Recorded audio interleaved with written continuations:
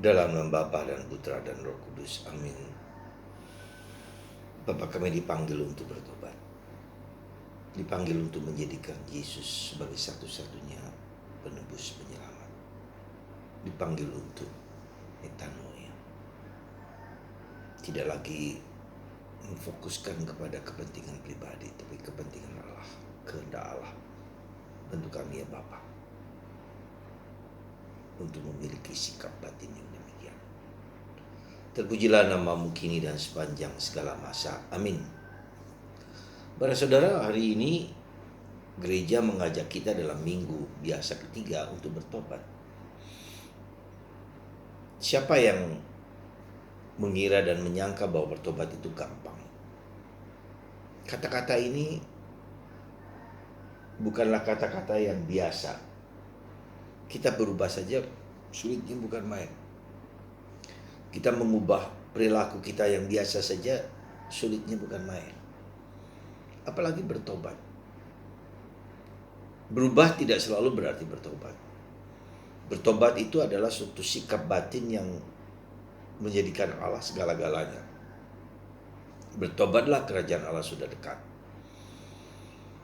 Dan kita tahu, kita sadar, kita mengerti, kita faham bahwa itulah yang Tuhan kehendaki bagi kita.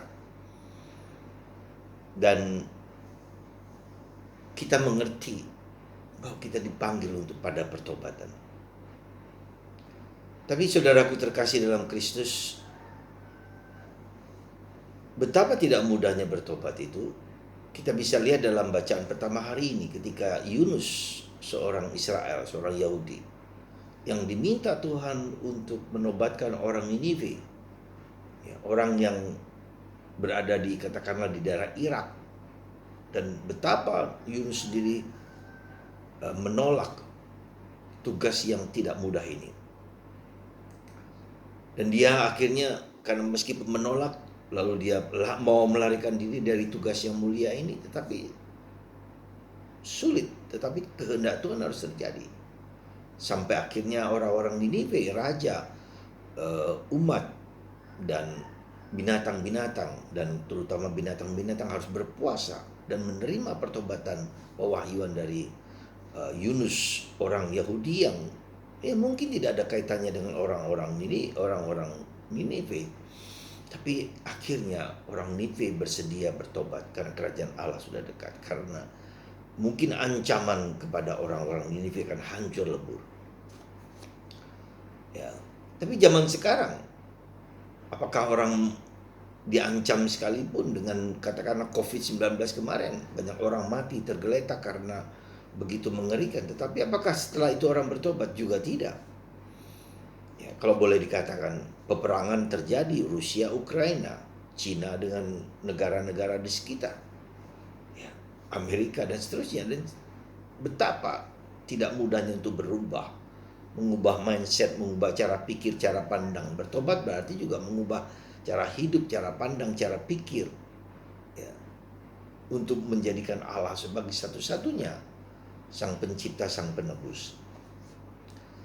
Saya sendiri pribadi sebagai pastor atau orang-orang lain sebagai pastor, pertanyaan sederhana, berapa banyak orang yang saya tobatkan? Tugas saya adalah seperti para rasul yang hari ini dipanggil untuk karya pertobatan. Berapa banyak yang sudah kita tobatkan? Mungkin tidak lebih dari 5, mungkin tidak lebih dari 10. Ya, mungkin ya, bahkan mungkin hampir tidak ada juga orang yang sungguh-sungguh berbalik, ya, kepada Tuhan, berubah. Ya mungkin orang mengatakan, ya, orang hebat, pengkhotbah hebat. Pertanyaannya, apakah setelah itu mereka sungguh-sungguh bertobat, berubah hidupnya? Belum tentu juga. Karena itu saya sempat terpikir, pertobatan itu adalah bukan karyaku, tapi karya Roh Kudus. Maka aku harus memulai sesuatu yang sangat sederhana, sangat lemah, sangat rapuh. Ya Tuhan, hamba-Mu berdosa, bertobatlah. Tuhan, kasihilah aku, orang yang berdosa ini. Dan diulang-ulang doa Yesus ini yang seringkali kita kita dengarkan, Tuhan Yesus kasihanlah aku orang berdosa. Mungkin ini kata-kata awal dari tanda pertobatan kita. Dengan kesederhanaan kita ulang, kita deraskan, Tuhan Yesus kasihanlah aku orang berdosa. Tuhan Yesus kasihanlah aku orang berdosa ini. Ya. Jadi mungkin inilah kata-kata yang mengawali pertobatan pribadi kita.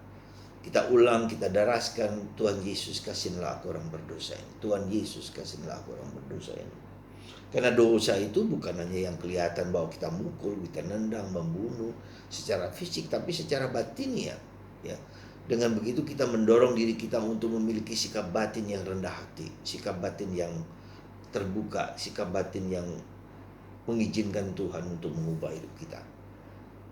Apakah aku bisa mengubah hidupku? Juga tidak. Kita butuh rahmat. Maka kata-kata ini mudah-mudahan Anda ulang sekali lagi. Tuhan Yesus kasihanlah aku orang berdosa ini. Tuhan Yesus kasihanlah aku orang berdosa ini. Tuhan Yesus kasihanlah aku orang berdosa. Kerendahan hati untuk menerima bahwa pikiran, hati, budi, rega kita adalah persiapan kita untuk mendengarkan, mengizinkan Tuhan mengubah hidup kita. Semoga Tuhan memberkati Anda di hari ini dengan menderaskan kata-kata kalimat yang kita mudah ulangi. Tuhan Yesus kasihanlah aku orang berdosa. Tuhan berkati kita semua dalam Bapa, Putra, dan Roh Kudus. Amin.